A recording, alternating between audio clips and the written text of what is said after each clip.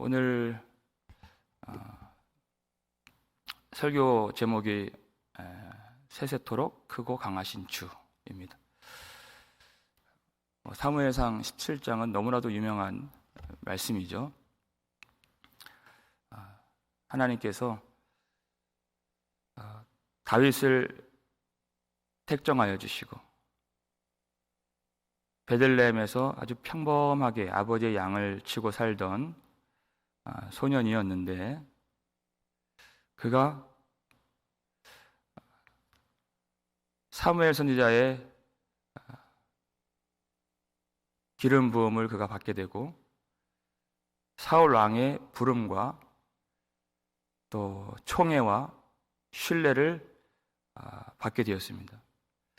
하나님께서 일을 하나씩 진행하시면서 작은 자였던 다윗이 하나님의 손에 의해서 높아지게 되는 그 과정을 지금 우리가 보고 있는 것이에요. 그 와중에 전쟁이 일어나게 됩니다. 블레셋과의 전쟁이죠. 원래 블레셋이라고 하는 나라는 하나님이 처음 사울을 왕으로 삼으셨을 때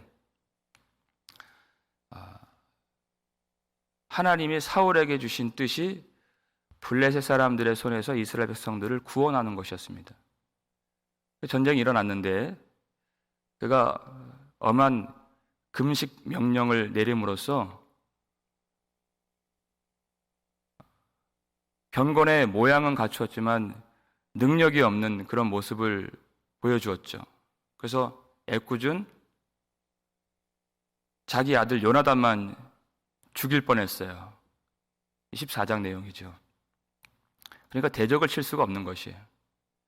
그것이 허탄한 유대인들의 율법주의와 하나님의 영광을 알지 못하는 그 믿음 없는 모습을 사울 속에서 우리가 발견했었습니다. 그래서 하나님의 아들 예수 그리스도를 죽이려 하는 그 모습이 거기에 다 녹아져 있던 것이죠. 그러니까 대적을 치지 못해요. 하나님이 기회를 주셨지만 실패했습니다. 그러니까 블레셋 사람들이 다시 일어나서 믹마스 전투에서의 설욕을 위해서 지금 또 전투를 벌이고 있는 것입니다. 1절을 보시면 이렇게 되어 있어요. 중간에 블레셋 사람들이 유다에 속한 소고에 모여 이렇게 되어 있습니다. 그러니까 유다 경내까지 들어왔다. 방어선이 무너졌다. 그러면 왕이 어떻게 해야 됩니까? 물리쳐야죠. 사울이 물리칠 힘이 없다는 것입니다. 그저 엘라 골짜기라고 하는 지형 지물을 의지할 뿐 근근히 버티고 있는 모습입니다. 그런데 더 그들을 두렵게 하는 일이 있었죠. 4절 말씀을 한번 볼까요? 읽겠습니다. 블레셋 사람들의 진영에서 싸움을 도두는 자가 왔는데 그의 이름은 골리앗이요 가드 사람이라 그의 키는 6규빗 한 뼘이요. 이렇게 되어 있습니다. 싸움을 도두는 자, 이 두 진영 사이에 선 자라는 뜻인데 원어로는 가장 싸움을 잘하는 자라는 뜻입니다. 그러니까 그가 나와서 하는 말이 뭐냐면 각 나라에서 대표자 한 명씩 나와서 1대1로 싸움을 벌이자는 것입니다.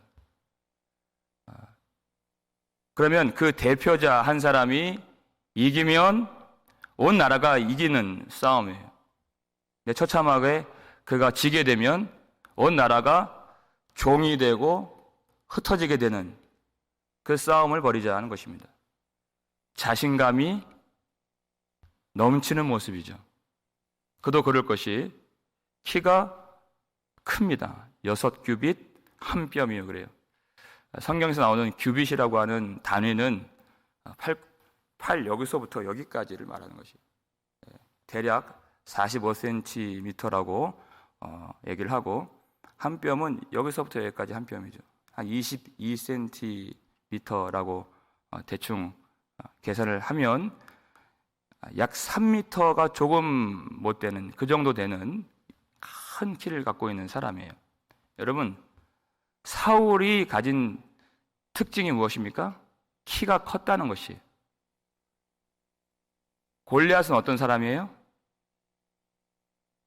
사울보다 큰 사람이라는 것입니다. 그러니까 임자를 만났다는 것이. 성경에서 키가 크다는 것은 이방인들이 가진 특징입니다. 이방인들은 기골이 장대한 모습으로 많이 등장을 하죠.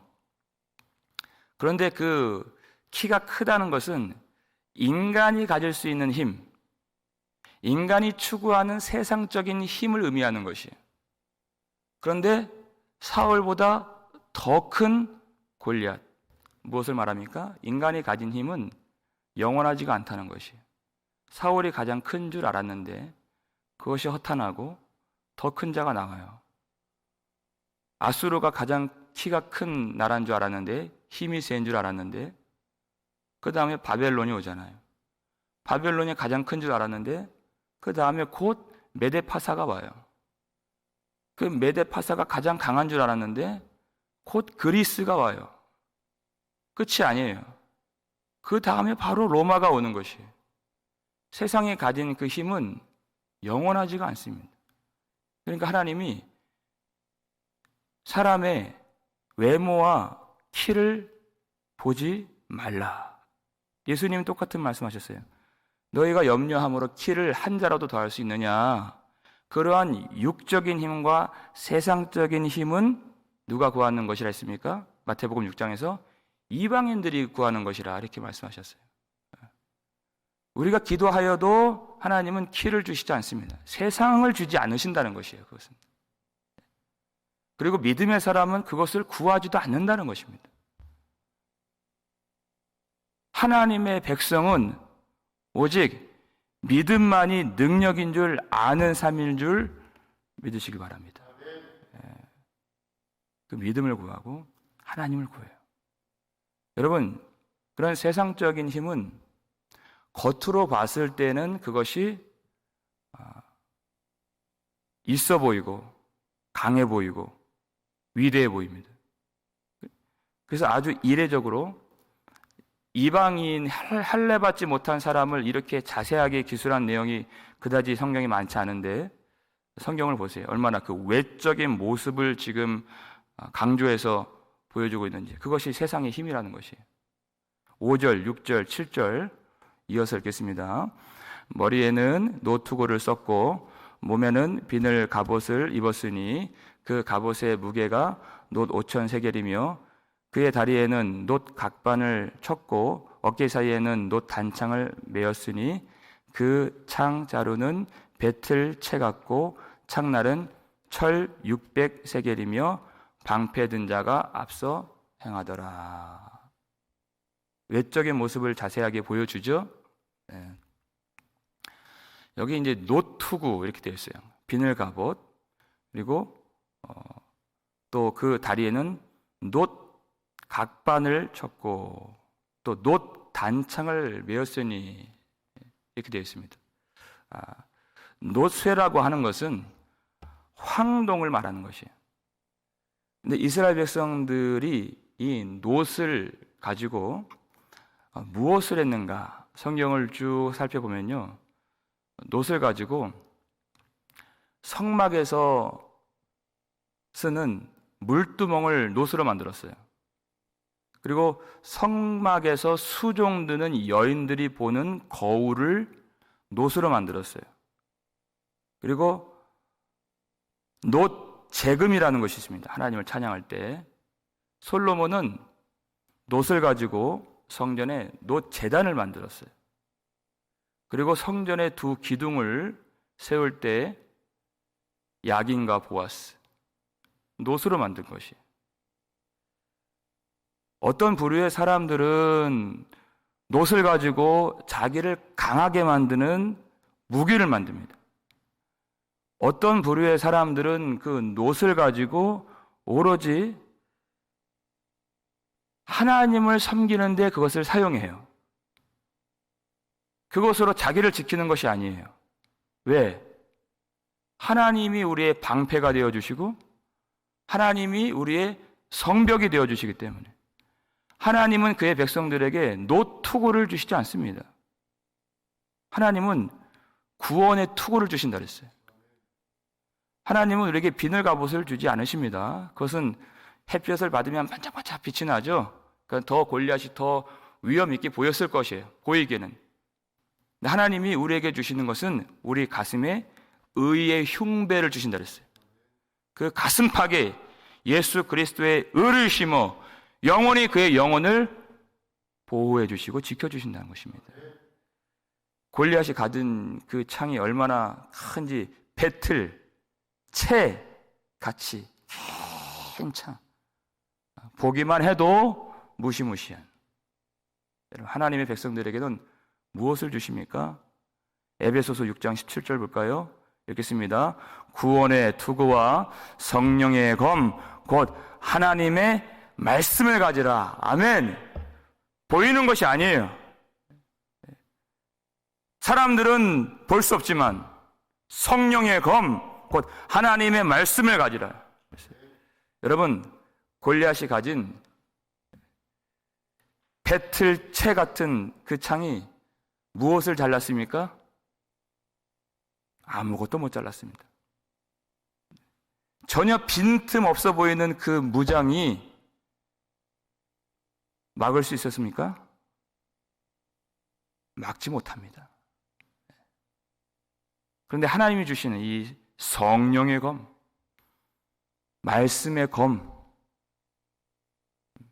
영원히 살아있는 말씀입니다. 좌우의 날선 어떤 검보다도 예리하여 그랬죠. 혼과 영과 및 관절과 골수를 찔러 쪼개기까지 하며 그랬어요.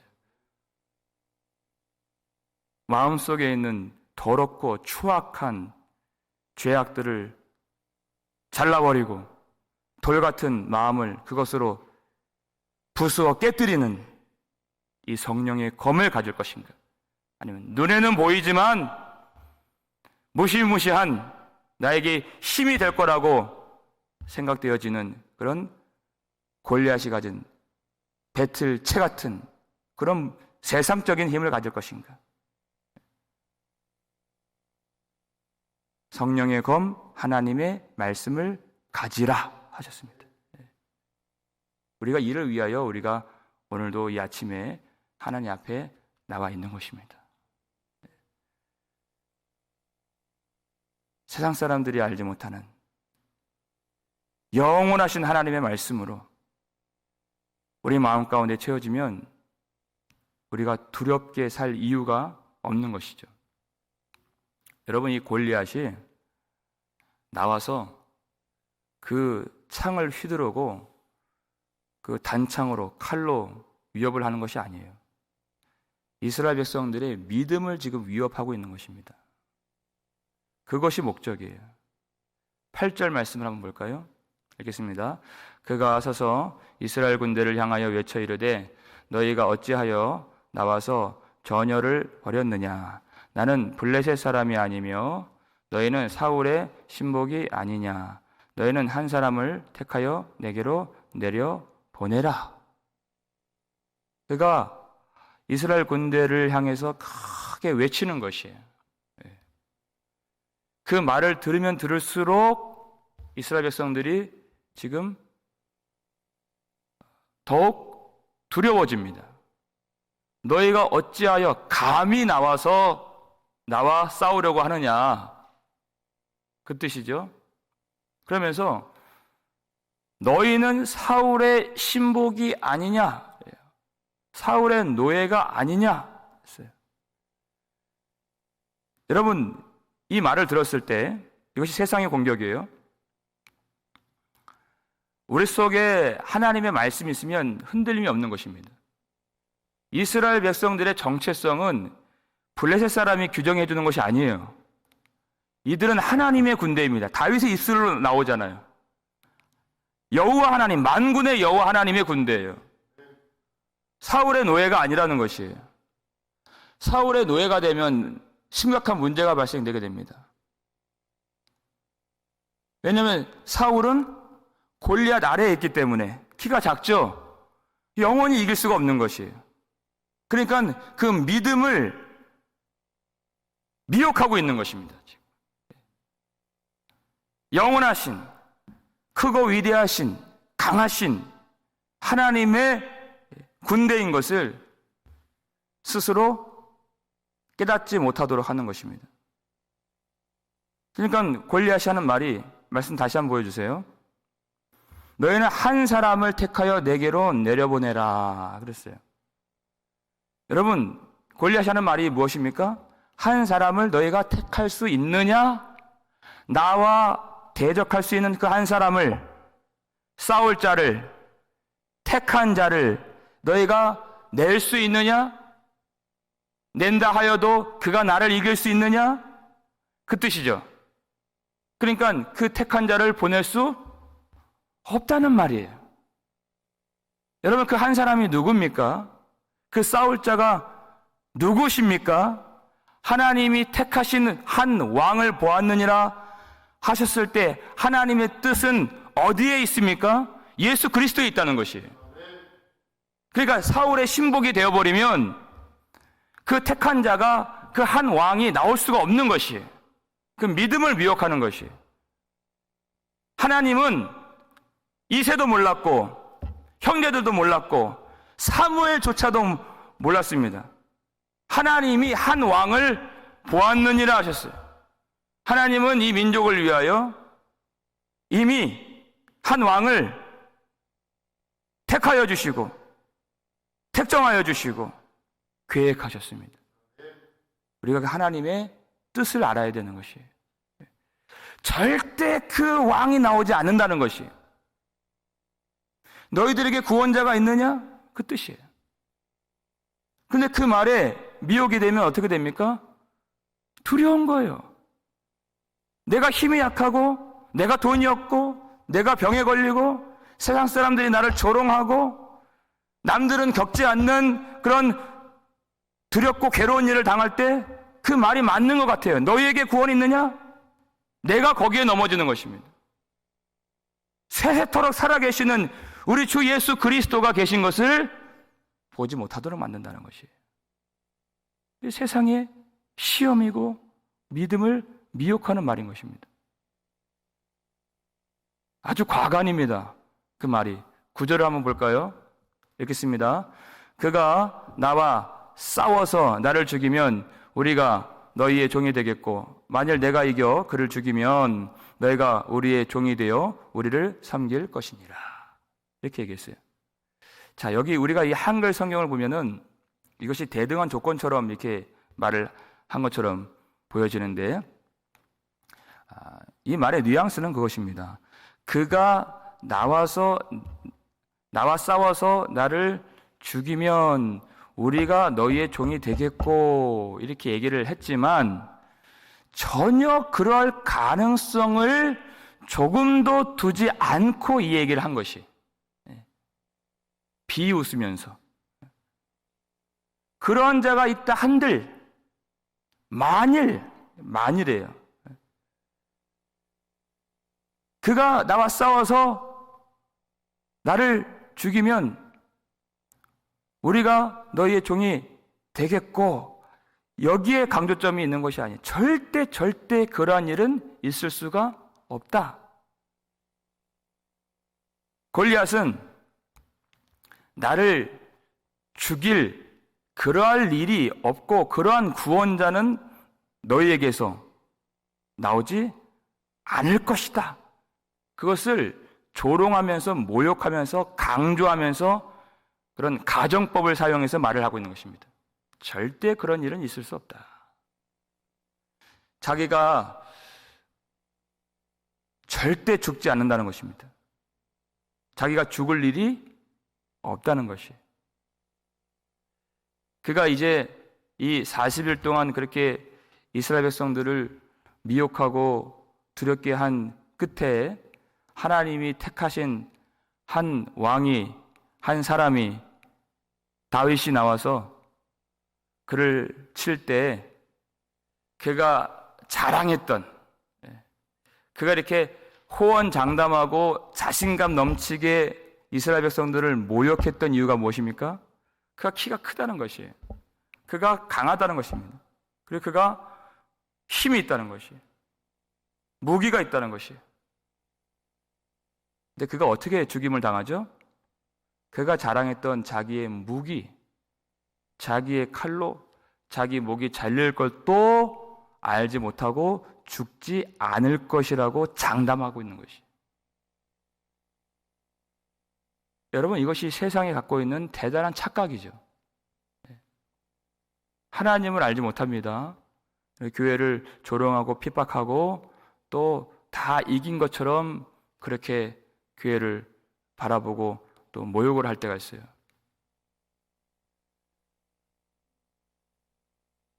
그런데 사람들은 자기가 갖고 있는 그 힘을 의지하여서 자기가 죽지 않을 거라고 생각을 하는 것이에요. 그런데 하나님의 뜻은, 하나님의 생각은 전혀 다릅니다. 이미 골리앗이 곧 죽게 될 것을 하나님이 이미 작정하셨죠. 모든 생명의 연수를 정하시는 분은 하나님이십니다.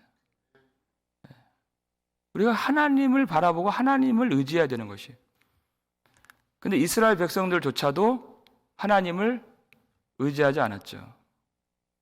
골리앗이 날이면 날마다 그렇게 나와서 반복해서 미혹을 하니까 그들이 두려워졌다 그랬어요.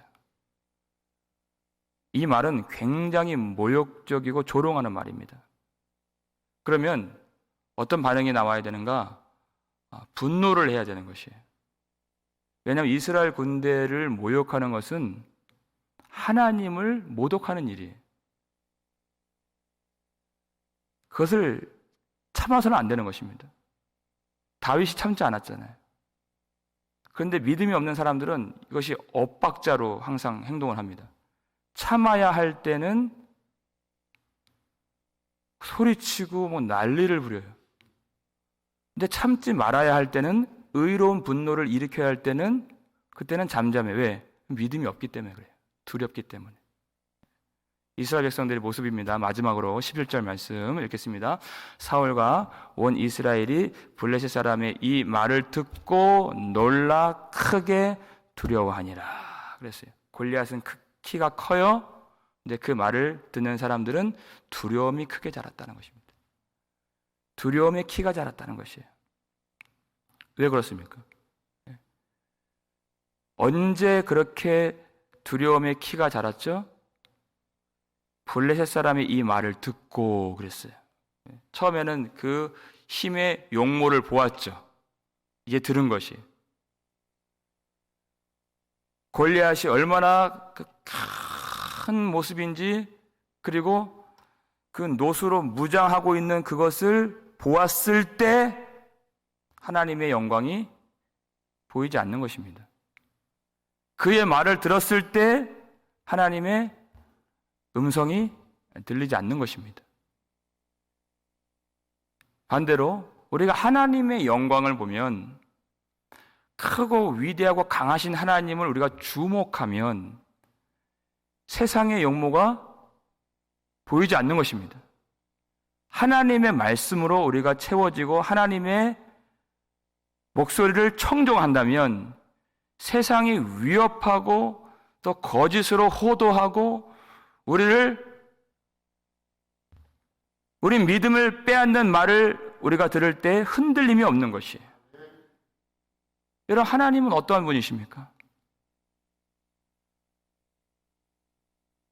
우리가 하나님을 알면 전혀 이러한 이 세상의 세력 가운데 굴복하고 두려워할 필요가 없는 것이에요.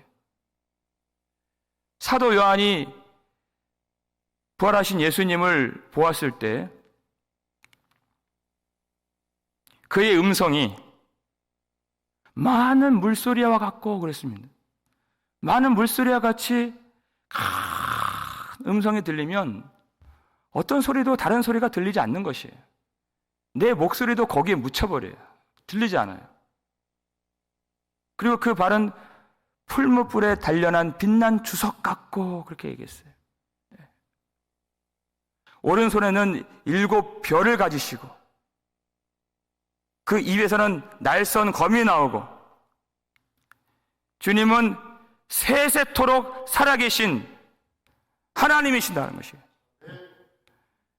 골리앗과 비교할 수가 없는, 우리가 그분을 보고 그 음성을 들으면 두려워할 필요가 없는 것입니다.